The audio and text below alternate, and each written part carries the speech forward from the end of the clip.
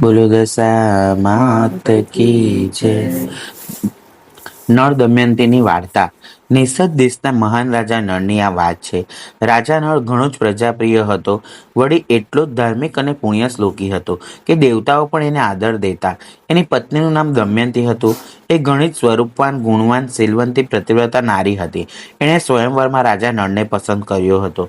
એક દિવસની વાત છે. પ્રાતઃકાળનો સમય છે. રાજા નળ વસ્ત્રાલંકાર ધારણ કરીને દરબારમાં ગયો. પછી રાણી દમયંતી મહેલના ઝરૂખે આવીને બેઠી.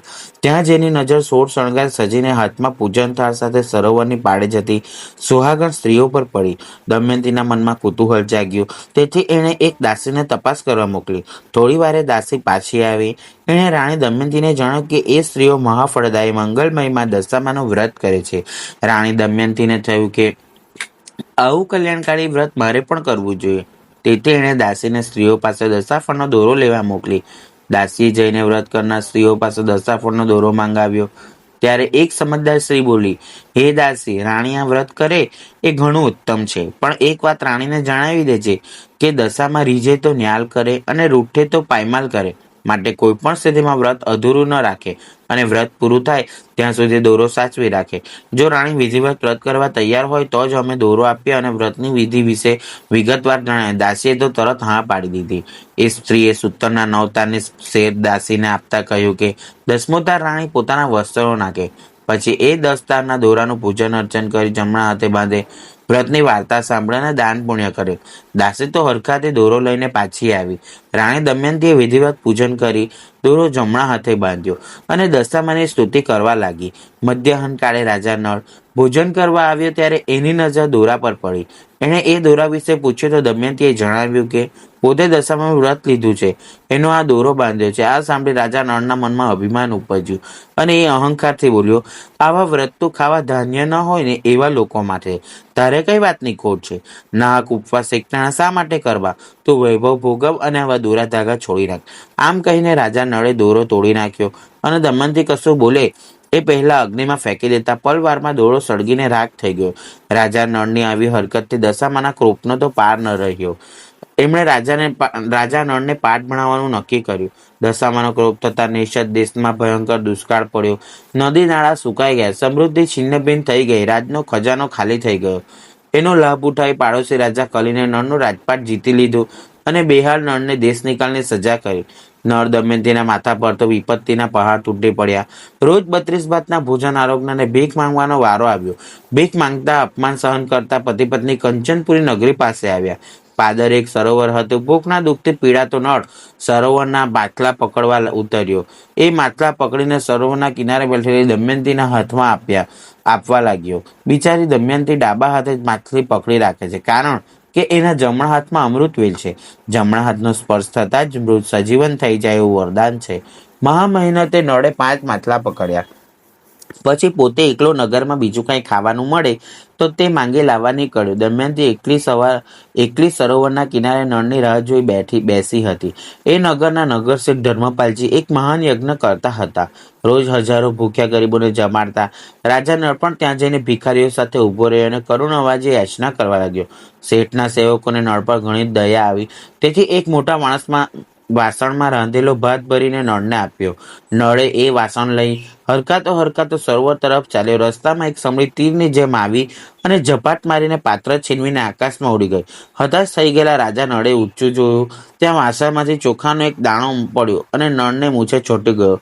નળને આ વાતની ખબર નથી. મનોમન આંસુ સારતો નળ ખાલી હાથે પાછો આવ્યો અને દમયંતી પાસે માછલા માંગ્યા. તેથી એને ભૂંજીને પેટની આગ ઠારી શકાય.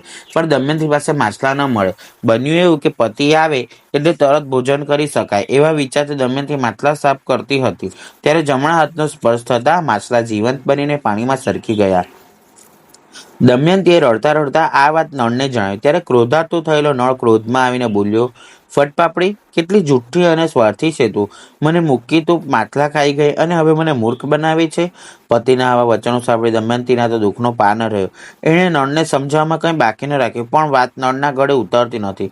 દશામાના ક્રોધના કારણે પતિ પત્નીનું મન એકબીજા પરથી ઉઠી ગયું. બંને ભૂખ્યા પેટે મૂંગા આગળ ચાલ્યા. રસ્તામાં જંગલ આવ્યું. ત્યાં રાતવાસો કર્યો. મધરાતે રાજા નળ ઘોર અરણ્યમાં દમયંતીને એકલી છોડીને ચાલતો થયો. આગળ જતા જંગલમાં દવ લાગ્યો. એ દવમાં એક સાપ બળતો હતો. નળને દયા આવતા એણે એ સાપને બચાવી લીધો. સાપ દેવતાય હતો. એણે નળને વરદાન માંગવા કહ્યું ત્યારે નળે સાપને કાળાશ માંગી લીધી. પલવારમાં એ કાળો કદરૂપો થઈ ગયો. હવે એને કંઈ ઓળખી શકે તેમ ન હતું.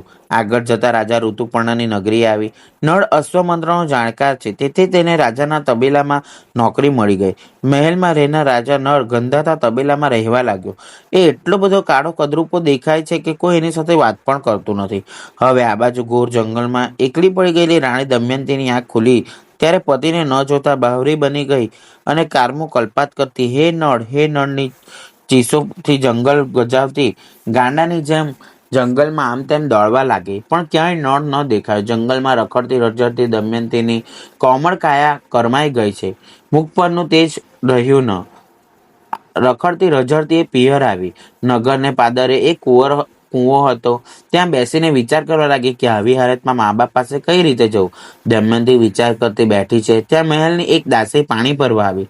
દમયંતી એને આજીજી કરવા લાગી અને પેટ વરાણે નોકરી કરગરવા લાગી. દાસીને દયા આવી. એ દમયંતીને મહેલે લઈ ગઈ.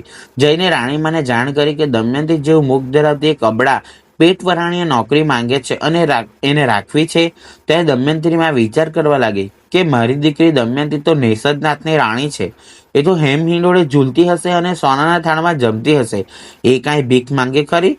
આ તો કોઈ ગરીબ અબળા હશે. ભલે ચાકરી કરે અને પેટ ભરીને ખાય. વિધિની વક્રતા તો જુઓ. વિદર્ભ દેશના પ્રતાપી રાજા ભીમકની લાડકી પુત્રી દમયંતી કે જેને પરણવા દેવતાઓ પણ આતુર હતા, એ પોતાના જ પિયરમાં દાસી બની અને માની ચાકરી કરવા લાગી. ચાકરી કરતા કરતા સમય પસાર થવા લાગ્યો. સર્વ દમાસ એટલે કે દિવાસાનો દિવસ આવ્યો. દમયંતીએ ઘણી જ આસક્તિથી દશાફળનો દોરો બાંધીને દશામાનું વ્રત કર્યું. એક દિવસ રાણીએ નવલકોહાર દમયંતીને આપ્યો અને પોતે સ્નાન કરવા ગઈ. દમયંતીએ હાથ ટોડલે ટાંડ્યો. રાણીએ પાણી મંગાવ્યું. એ પાણી લેવા જઈને પાણીની ટાંકીમાં વલોટાઈ નાખી તો વલોટાઈ ગાયબ થઈ ગઈ. નિરાશ થઈને પાછી આવીને જોયું તો ટોડલે હાર ન મળે. દમયંતીના મોતિયા મરી ગયા. ક્રોધે ભરાયેલી રાણીએ દમયંતી પર ચોરીનો આરોપ મૂક્યો અને દાસીઓને બોલાવી ધક્કા મારીને મહેલની બહાર કાઢી મૂકી. બિચારી દમયંતી તો એક આશરો હતો એ પણ છીનવાઈ ગયો. જાય તો ક્યાં જાય? એ તો ગંધાતી ઘોડારમાં ગઈ અને દશામાની સ્તુતિ કરવા લાગી. સ્તુતિ કરતા કરતા નિંદ્રાને વસાઈ. સ્વપ્નમાં નારાયણના દર્શન થયા તો દમયંતી ચોધાતુર આંસુએ રડી પડી. ત્યારે નારાયણ બોલ્યા, હે દમયંતી, તારા દુઃખના દિવસ હવે પૂરા થાય છે. કપરો કાળ તારો વીતી ગયો છે. હવે દશામાં તારા પર હિજા છે. તારો વૈભવ તને પાછો મળશે. તું દશામાની સ્તુતિ કરતા કરતા દશાફળનો દોરો છોડ અને દીવા કર. ત્યારે દમયંતી કરગરવા લાગી, હે પ્રભુ, મારી પાસે નથી પૂજાપો કે નથી ઘી. શાના દીવા કરું? હું તો ગંધાતી ઘોડારમાં પડી છું. ત્યારે પ્રભુએ એને આશીર્વાદ આપતા બોલ્યા, હે દમયંતી, તારા સતના પ્રભાવે ઘોડાની લાજના દીવા પ્રગટશે. સોપારીના સ્થાને ચણા મૂકજે. ઘીના બદલે ગહલો પૂરજે. હું પોતે બાળ સ્વરૂપે તારી વાર્તા સાંભળીશ, જેથી તારા સર્વે મનોરથ પૂર્ણ થશે. બિચારી દમયંતી તો હર્ષના આંસુ સારવા લાગી. એણે નારાયણની આજ્ઞા માથે ચડાવી. પ્રભુના બાળ સ્વરૂપે પ્રધાર્યા અને વાર્તા સાંભળી. વાર્તા પૂરી થતાં જ બધું સુવર્ણમય બની ગયું. એ દિવસે શિકાર કરવા ગયેલા રાજા ભીમકને દશામાં ડોસી સ્વરૂપે મળ્યા અને કહેવા લાગ્યા, હે રાજન, હું દશામાં છું. તારા મહેલમાં પેટવાળાને ચાકરી કરતી એક અબળા અત્યારે ગંધાથી ઘોડારમાં પડી છે. એણે મારું વ્રત કર્યું છે, તેથી હું એના પર તુષ્ટમાન થઈ છું. માટે તું એને બોલાવી લે. જો મારી આજ્ઞાનું ઉલ્લંઘન થશે તો તારું રાજ જશે. રાજા ભીમકે દશામાની આજ્ઞા માથે ચડાવી.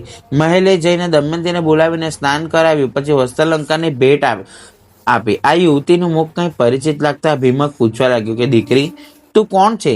ત્યારે દમયંતી ગળગળા અવાજે બોલી, હે તાર, હું તમારી જ પુત્રી દમયંતી છું. મારા પતિએ દશામાનું અપમાન કર્યું, એના કારણે અમારા પર દશા પડી. દશામાના ક્રોપના કારણે જ તમે મને ઓળખી ન શક્યા. પણ હવે મારા કષ્ટ દૂર થશે, કારણ કે દશામાં મારા પર રીઝા છે. દમયંતીનું ખોડિયું પિયરમાં છે, પણ પિયરના વૈભવ એને ગમતા નથી. એ રાત દિવસ હે નળના જાપ જપે છે. એને અહોની સુદાસ જોઈને ભીમકે વિચાર કર્યો કે હવે નળનો કોઈ ભરોસો નથી. એના ભરોસે દીકરીનો ભવ ન બગાડે. એના ફરી લગ્ન કરી દેવા જોઈએ. ભીમકે પુત્રીને આ વાત કરી. ત્યારે દમયંતી બોલી, હે તાત, નળ તો મારો જન્મનો સંગાતી છે. એક ભવમાં બે ભવ હું કદી નહીં કરું. તે છતાં મારું સ્વયંવર રચો, દેશો દેશ આમંત્રણ મોકલો. મને ખાતરી છે કે આ વાત સાંભળતા જ નળ જ્યાં હશે ત્યાંથી પધારશે. નળના જમણા હાથે દેવના વરદાનથી અગ્નિ પ્રગટે છે, એટલે ગમે તે રૂપમાં હશે તો પણ હું ઓળખી જઈશ. દમયંતીનો સ્વયંવર રચાયો. 18 દેશના રાજાને તેડાવ્યા. ઋતુપર્ણાને પણ આમંત્રણ મળતા એણે બાહુકના નામે રહેતા નળને બોલાવીને રથ જોડાયો. નળે ઘોડાના કાનમાં અસ્ત્રોમંતર ફૂંક્યો કે તરત ઘોડો પવન વેગે ઉડ્યો અને ઘડી એકમાં સ્વયંવરમાં પહોંચી ગયા. નગરીના રાજા ભીમકે નળને ઓળખવા માટે ઢંઢેરો પીટાવ્યો હતો કે આખા નગરને ધુમાડાબંધ જમવાનું છે, માટે કોઈએ ચૂલો ન સળગાવો. રાજા ઋતુપર્ણાને ભૂખ લાગી. એણે બાહુકને કહ્યું, ગમે તેમ કરીને રસોઈ બનાવો. બાહુકે જમણા હાથે અગ્નિ પ્રગટાવીને ખીચડી રાંધી.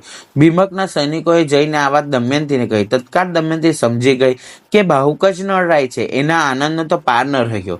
બીજા દિવસે હાથણી શણગારાઈ. દમયંતી અપ્સરાની જેમ શણગાર સજીને નીકળી અને હાથણીની સાથે ચાલી. હાથણીની સૂંઢમાં સોનાનો કળશ હતો.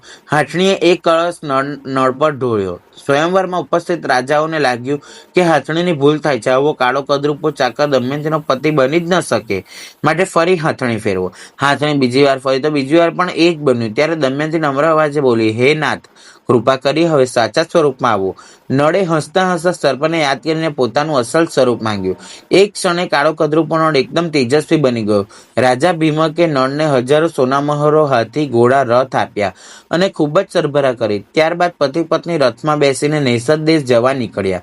રસ્તામાં સરોવર આવ્યું. સરોવરના કિનારે 5 સોનાના માછલા પડ્યા હતા. આગળ જતા નગર શેઠે આપેલું પાત્ર મળ્યું. એ પણ સોનાનું થઈ ગયું હતું. દશાફળના દોરાએ નળ દમયંતીના સર્વે કષ્ટનું નિવારણ કર્યું. કળીએ નળને રાજપાટ પાછા સોંપ્યા.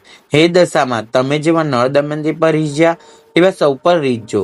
દશામાં જાપ કરું, રટણ કરું દિન રાત, પડવી પણ લેજો ખબર, સદાય ઝાલજો હાથ. જય જય દશામાં. બોલો દશામાત કી જય.